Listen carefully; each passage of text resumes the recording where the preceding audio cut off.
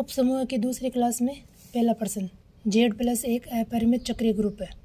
चक्रीय ग्रुप क्या होता है? जिसमें किसी भी अवयव के पूर्णांक घात करने पर उस ग्रुप के सभी अवयव प्राप्त हो जाए तो वो चक्रीय ग्रुप होता है। प्लस संक्रिया के लिए जी का ये फॉर्मूला याद रखना है। अब ये पता है कि इसमें a बराबर 1 रखने पर पूरा जेड बनता है और a बराबर -1 रखने पर भी पूरा जेड बनता है। इसका मतलब इसके क्या हो गए, दो जनक हो गए, इसलिए जेड प्लस क्या है, एक चक्रीय ग्रुप है। अब आगे वाला कि जेड 4 प्लस मोडुलो 4 भी क्या है, चक्रीय ग्रुप है। अब इसको छोटे तरीके से कैसे करना है हमें कि ये चक्रीय ग्रुप कैसे है, तो ग्रुप की कोटि और अगर अवयव की कोटि बराबर आ जाए तो वो क्या होगा, उसका जनक होगा। ये प्रमेय जो हम आगे पढ़ेंगे।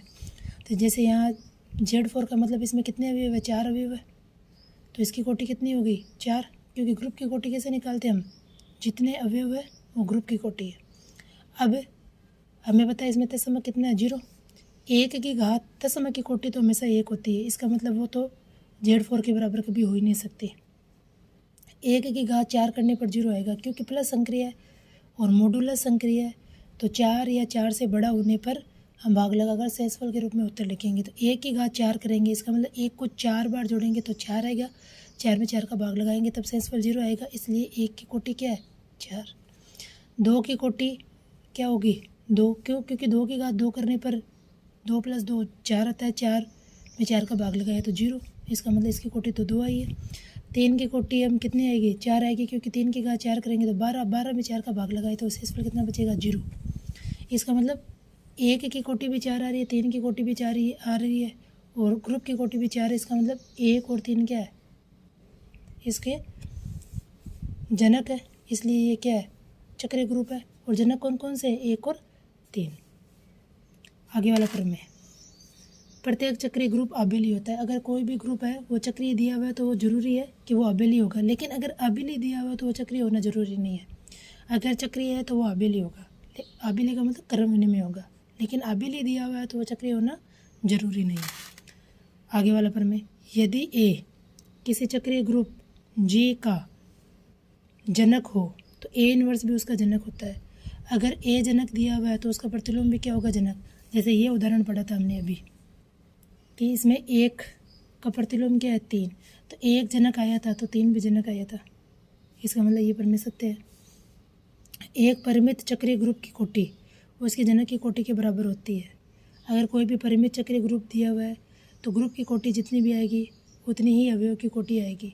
जैसे ये उदाहरण, ग्रुप की कोटि 4 थी तो देखो जनक की कोटि भी 4 आई थी, हमने इसमें प्रमेय का यूज किया था सीधा ही, ये प्रमेय है वो। प्रत्येक अपरिमित चक्रीय ग्रुप के 2 और केवल 2 ही जनक होते हैं। अपरिमित अगर कोई भी ग्रुप दिया हुआ है और वो चक्रीय है तो उसके केवल सिर्फ 2 ही जनक होंगे। जैसे ये था जेड प्लस के कितने जनक आए थे, 2, 1 और -1। आगे वाला प्रमेय, एक चक्रीय ग्रुप का प्रत्येक उपग्रुप भी क्या होता है, चक्रीय होता है। अगर कोई भी हमें चक्रीय ग्रुप दिया हुआ है, अगर उसका उपग्रुप निकालें तो वो भी क्या होगा, चक्रीय होगा। ये प्रमेय सीधे याद रखने हैं क्योंकि ये एग्जाम में सत्य है, सत्य कि इसमें क्वेश्चन आते हैं। आगे, यदि ये जो बड़ा कोष्टक है ये जनक का निशान है। यदि G A के द्वारा जनित कोई भी ग्रुप है, N कोटि का एक चक्रीय ग्रुप है और H A की घात S के द्वारा जनित दिया हुआ है तो G का N/D कोटि का चक्रीय उपग्रुप होता है। यानी G ग्रुप दिया हुआ है, H उपग्रुप दिया हुआ है, इसकी कोटि क्या होगी, N/D होगी। कैसे निकालेंगे हम, D का मान, N तो हमें दिया हुआ है, N कोटि, D का मान हम N और S का में पर निकाल के करेंगे। तो ये प्रमेय पीछे भी किया हुआ था हमने कि G की कोटि अगर हमें पता है तो H में अगर अवयव इसके पूर्णांक घात के रूप में है तो इसकी कोटि कैसे ज्ञात करेंगे हम, N/D सूत्र से। और D का मान कैसे ज्ञात करना है हमें, N और S का में पर निकालना है। आगे वाले प्रमेय, यदि A एक N कोटि के परिमित चक्रीय ग्रुप G का जनक है तो G के अन्य जनक A की घात R रूप के अवयव होंगे जहाँ R N के सापेक्ष अभाज्य पूर्णांक है। ये वेरी इंपॉर्टेंट प्रमेय। अगर हमें पता है कि G को चक्रीय ग्रुप दिया हुआ है और उसमें अवयव की कोटि N है, अवयव की कोटि भी N है और ग्रुप की कोटि भी N है, तो उसके जो अन्य जनक हमें अगर ज्ञात करने तो वो A की घात R के रूप में ज्ञात करने हैं जहाँ R क्या है, N के सापेक्ष अभाज्य पूर्णांक है। जैसे इसको एक उदाहरण के द्वारा समझे, जैसे मान लो ये दिया हुआ है कि Z6 और प्लस मोडुलो 6 के सभी जनक ज्ञात करने हैं हमें, तो हमें पता है कि इसकी कोटि कितनी है, 6, तो 6 के सापेक्ष अभाज्य संख्या कौन कौन सी है? तो 6 के सापेक्ष अभाज्य संख्या 5 होती है, और 5 का प्रतिलोम क्या है? 1, तो इसके जनक क्या होंगे? 1 और 5। अब मान लो ये दिया हुआ है, तो हमें क्रॉस मॉडुलो 5 दिया हुआ है, इसका मतलब इसकी कोटि कितनी है? 5। तो 5 के सापेक्ष अभाज्य संख्या कौन सी होती है? 3। तो 3 का प्रतिलोम क्या होता है? 2। प्रतिलोम की परिभाषा से हम प्रतिलोम निकालेंगे, तो इसका मतलब इसमें क्या हो गया? 2 और 3 जनक हो गए। तो हमने सिर्फ इतना किया कि इसकी कोटि निकाली और उसके सापेक्ष अभाज्य संख्या सोच ली। इसमें भी हमने कोटि निकाली और उसके सापेक्ष अभाज्य संख्या सोच ली, तो जनक आ गए सभी। प्रतिलोम इसमें तत्समक कितना है? 0। तो हमें प्लस संक्रिया के द्वारा 0 लाना है। तो इसमें हमने अभी सभी जनक निकाले थे, 1 की घात r। तो 6 थी, 6 के सापेक्ष अभाज्य संख्या हमने क्या ली थी? 5 ली थी। तो 5 में कितना जोड़े कि 0 आ जाए? तो 5 में 1 जोड़ेंगे तो बनेगा 6, 6 में 6 का भाग लगाएंगे तो 0। इसका मतलब क्या हो गया? इसका प्रतिलोम 1 हो गया, 5 का प्रतिलोम 1 हो गया। इसमें गुणन संक्रिया दी हुई है, क्रॉस मॉडुलो 5। तो इसमें हमने 5 के सापेक्ष अभाज्य संख्या सोची थी 3। 3 का प्रतिलोम 2 कैसे हुआ? क्योंकि 3 को 2 से गुणा करते तो 6, 6 में 5 का भाग लगाते हैं तो तत्समक कितना आता है? 1, क्योंकि गुणन संक्रिया के लिए तत्समक 1 होता है। इसलिए इसके जनक क्या हो गए? 2 और 3। भाई 3 का प्रतिलोम क्या है? 2 है। तो हमें पता है कि अगर ए जनक है तो ए इनवर्स भी जनक होगा।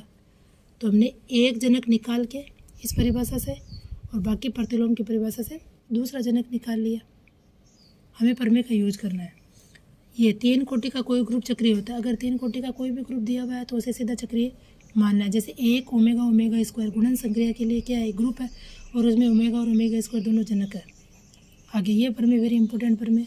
इकाई के n वे मूल्यों का समुच्चय n कोटि का एक परिमित गुणनात्मक चक्रीय ग्रुप है।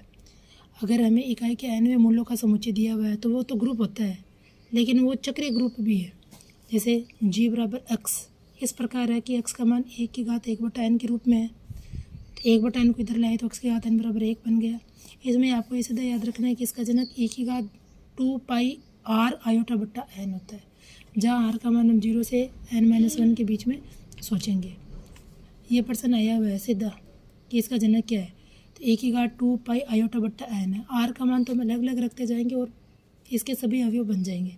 प्रतिलोम अगर हमें ज्ञात करना है, x दिया हुआ हो, चाहे थीटा दिया हुआ हो, चाहे p दिया हुआ हो, तो अगर x दिया हुआ है तो x की घात n-r का प्रतिलोम x की घात r हो जाएगा। थीटा दिया हुआ तो थीटा की घात n-r का प्रतिलोम थीटा की घात r हो जाएगा। जैसे मान लो हमें सीधे ही पूछ ले कि थीटा की घात इकाई के 9वें मूल्यों का समुच्चय या 9 दे दे और यहाँ दे दे हमें 3, तो उसका प्रतिलोम अगर हमें ज्ञात करना है तो कैसे ज्ञात करेंगे? अगर यहाँ 3 है तो हम यहाँ 6 ले लेंगे, क्योंकि दोनों का योग कितना होना चाहिए? जैसे इन दोनों का योग n होना और है, वहाँ 9 दिया हुआ तो इन दोनों का योग 9 होना चाहिए। इस प्रकार हमें शॉर्ट ट्रिक से मान ज्ञात करना है। धन्यवाद।